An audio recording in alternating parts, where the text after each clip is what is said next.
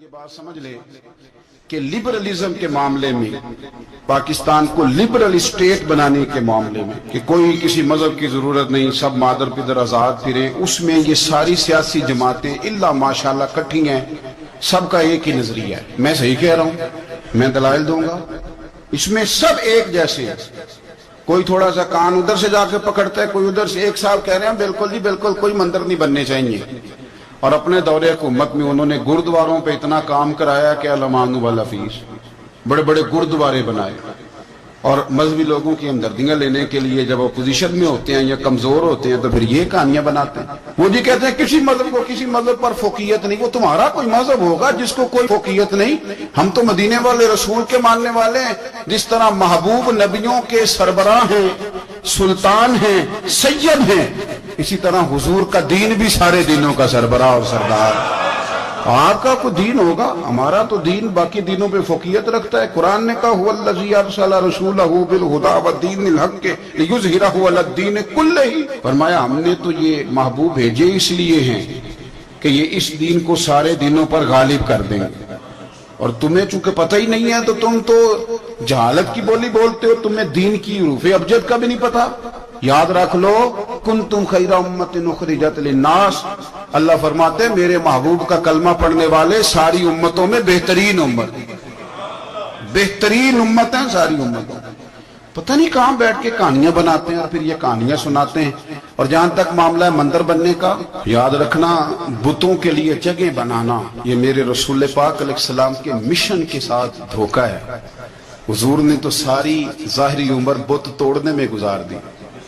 بت گرانے میں گزار دی، حضور نے تو بتوں کے ماننے والوں سے مقابلہ کرنے میں گزار دی، اور تم لگے ہو بت خانے قائم کرنے۔ کل جب پوچھیں گے بلا کے تم کو اپنی سامنے تو کیا جواب جرم دو گے تم خدا کے سامنے؟ پاکستان انشاءاللہ تعالی مندروں کے لیے نہ بنا ہے، نہ یہاں کوئی مندر بنے گے اللہ کے فضل۔ ہاں فیض یا مسجد بنے گی، اس نے نظم کہی تھی، مجھے کل بڑی یاد آئی۔ اس نے نا شاید وہ سارا پیچھے سے لگ کے، وہ جب لوگ بیچے تھے، ایک سابق ڈکٹیٹر نے کچھ عورتیں بھی بیچی تھی، کچھ بچے بھی بیچے تھے، پشاور ایئرپورٹ پہ کچھ لوگوں کی داڑیاں اپنے ہاتھوں سے مسلمانوں نے صاف کر کے امریکہ کے ہاتھوں پیسے لے کے لوگ بیچے تھے۔ وہاں سے شاید اس نے بات شروع کی اور آج کے اس موقع تک بلایا تھا۔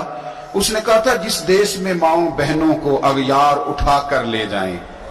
اور جس دیش میں قاتل گنڈوں کو اشراف چھڑا کر لے جائیں۔ ایم این اے آئے، وزیر آئے گنڈے کی ضمانت کرانے، تو فیض کہتے ہیں کہ جس دیش میں ماؤں بہنوں کو اغیار اٹھا کر لے جائیں، جس دیش میں قاتل گنڈوں کو اشراف چھڑا کر لے جائیں، جس دیش میں کوٹ کچہری میں انصاف ٹکوں پر بکتا ہو، اور جس دیش میں منشی قاضی بھی مجرم سے پوچھ کے لکھتا ہو۔ اور بتا تیرے بارے میں کیا لکھ دوں؟ خود کہہ رہا کہ سنا ہے تیری سفارش بڑی ہے، تیرے نوٹ بڑے ہیں، تو بتا تیرا کیا فیصلہ لکھنا ہے۔ ہائے ہائے، شاید اس سے درد نہیں ٹپکتا، اس سے بے حسی ٹپکتی ہے جملوں سے۔ جس دیش میں کوٹ کچہری میں انصاف ٹکوں پر بکتا ہو، جس دیش میں قاضی منشی بھی مجرم سے پوچھ کے لکھتا ہو، جس دیش کے چپے چپے پر پولیس کے ناکے ہوتے ہوں، جس دیش کے مندر مسجد میں ہر روز دھماکے ہوتے ہوں، جس دیش میں جان کے رکھوالے خود جانے لے معصوموں کی، سائیوال میں گولیاں ماری جائیں بچوں کے سامنے، جس دیش میں جان کے رکھوالے خود جانے لے معصوموں کی، جس دیش میں حاکم ظالم ہوں سسکی نہ سنے مجبوروں کی، جس دیش کے عادل بہرے ہوں آہیں نہ سنے معصوموں کی، جس دیش کی گلیوں کوچوں میں ہر سمت فحاشی پھیلی ہو، اور جس دیش میں بنت حوا کی چادر بھی داغ سے میلی ہو، جس دیش میں آٹے چینی کا بحران فلک تک جا پہنچے، جس دیش میں بجلی پانی کا فقدان حلق تک جا پہنچے، جس دیش کے ہر چوراہے پر دو چار بھکاری پھرتے ہوں، اور جس دیش میں روز جہازوں سے امدادی تھیلے گرتے ہوں، اور جس دیش میں غربت ماؤں سے بچے نیلام کراتی دیکھو جس دیش میں غربت